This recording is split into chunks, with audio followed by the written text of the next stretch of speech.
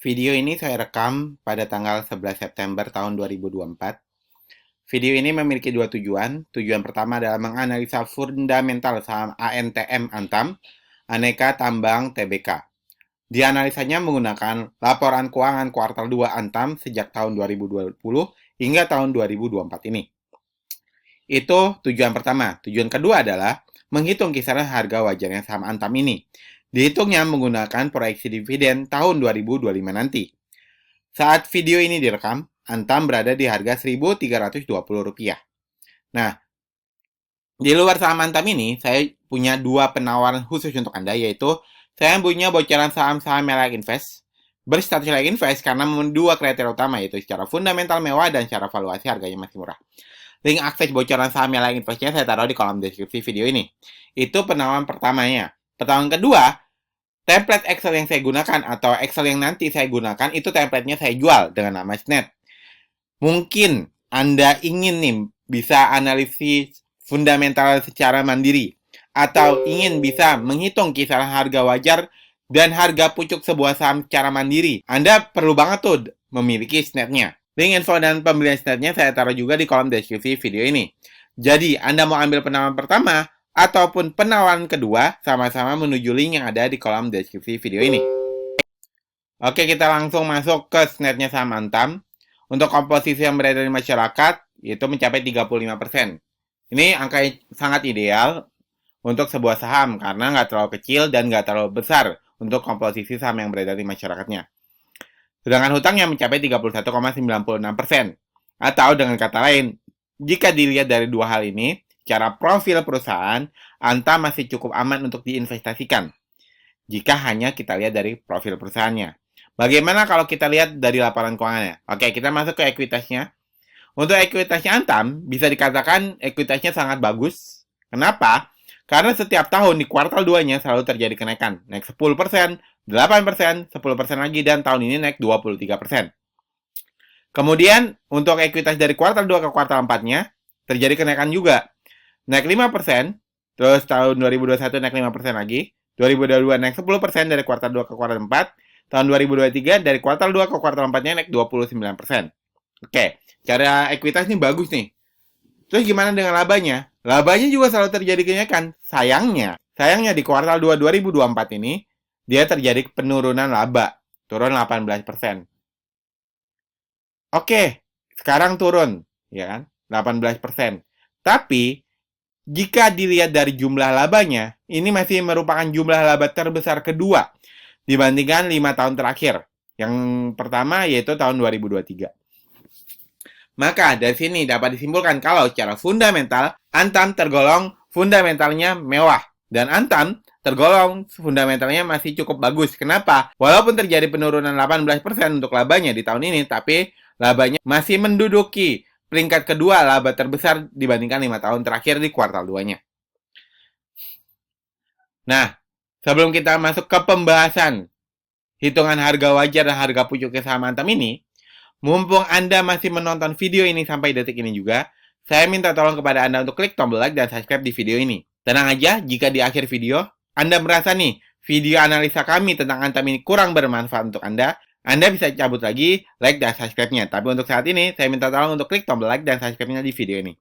Jika sudah, saya ucapkan terima kasih. Nah, untuk mendapatkan kisaran harga wajar dan harga pucuk sebuah saham, yaitu saham Antam ini, kita harus memprediksi dulu nih bagaimana labanya di kuartal 4 2024 ini dan bagaimana DPR-nya nanti. Untuk labanya kita punya 4 riwayat.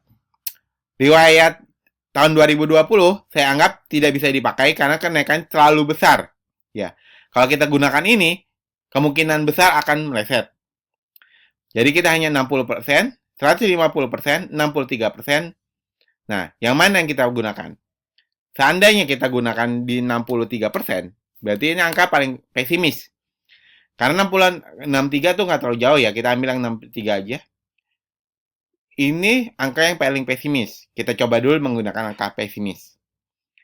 Lalu untuk DPR-nya ada riwayat 35, 50, 50, dan 100. Menurut saya, paling normal menggunakan 50 karena udah 2 kali dia menggunakan angka 50 atau membagikan 50% DPR-nya. Maka jika kenaikannya hanya 63% dengan DPR 50%, maka dividen yieldnya itu 4,0%. Dengan SOBD 0,80, dengan harga wajar udah kelewat 40% dan harga pucuk udah kelewat 20%. Itu kalau kita menggunakan angka pesimis. Gimana kalau kita menggunakan angka optimis, yaitu 150%? Oke, kita gunakan angka optimis kita. Jika laba yang naik 150% dengan DPR 50%, maka dividen yieldnya itu 6,1%. Dengan SOBD 1,22, dengan harga wajar udah kelewat 8%, dan harga pucuk masih berpotensi naik 22% lagi. Oke. Min, kalau dia naik 150%, kayak enggak deh, Min. Mungkin enggak dia naiknya di bawah 150%? Mungkin. Saya rasa kalau pun dia naik 100% lebih, dia di angka 120%. Ya. Jika naiknya 120%, maka dividennya itu 5,4%. Dengan SOBD 1,08, dengan harga wajar udah kelewat 19%, dan harga pucuk masih berpotensi naik 8% lagi. Oke. Tapi di sini saya mau mengambil sebuah logika, di mana di tahun-tahun sebelumnya, saat Antam tidak terjadi penurunan di kuartal 2-nya, jadi labanya selalu naik nih, ya di kuartal 2-nya, dia masih bisa menaikkan laba yang cukup signifikan, 60%, 150%, tahun 2022, tahun 2023 63%, ya. Padahal di kuartal 2-nya naik 24%. Nah, saya rasa seandainya ya ketika Antam nih dia rapat mungkin atau perusahaannya mencoba untuk bangkit dari penurunan labanya, dia bisa menaikkan laba lebih dari 150%. Kenapa? Karena tahun 2020 saja, ya, ketika labanya turun drastis, anjlok parah, ya, mencapai 84 miliar saja di kuartal 2-nya. Di kuartal 4-nya dia masih bisa menaikkan 1.255%. Maka di sini bisa jadi dia naikin lagi, ya. Dan saya rasa angka paling normal seandainya dia bisa mengenjot nih produksinya, performanya di kuartal 4 nanti itu di 180%. 180% dari mana, Min? Oke, gini. Saat dia naik 31% di tahun 2022, ya, dia masih bisa meningkatkan labanya 150% di akhir tahunnya atau di kuartal 4-nya. Tahun 2023, dia naik 24% untuk labanya di kuartal 2. Nah, dia hanya bisa menaikkan 63%. Nah, ternyata tahun 2024 dia turun 18%.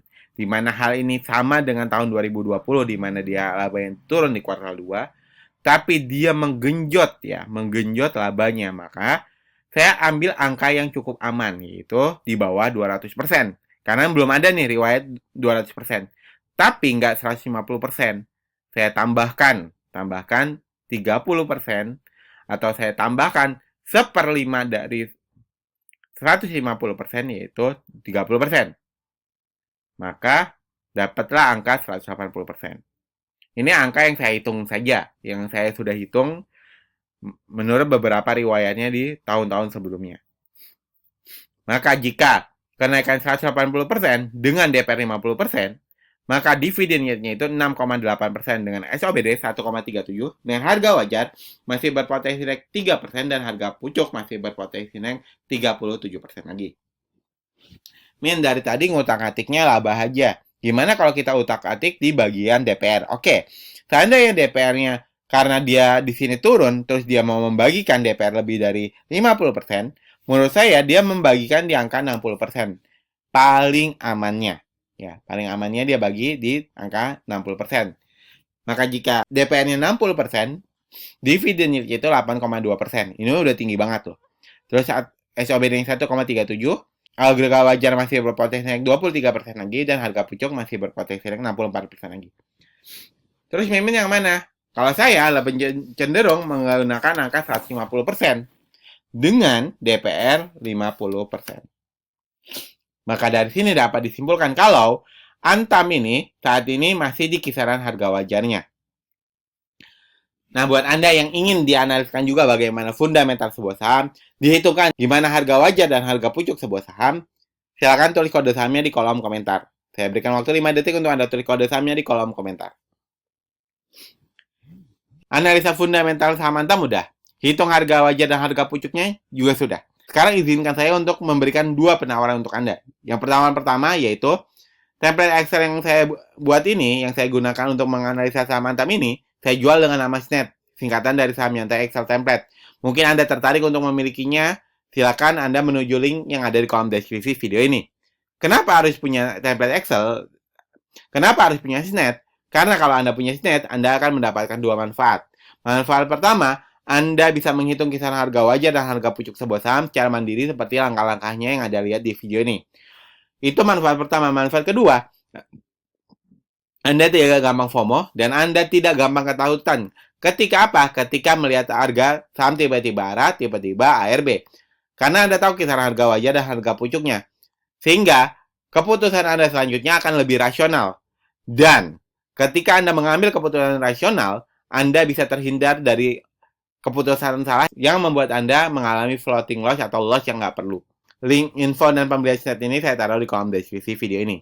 SNET ini adalah penawaran berbayar dari kami. Kami juga punya penawaran gratisan, yaitu kami punya bocoran saham-saham yang invest.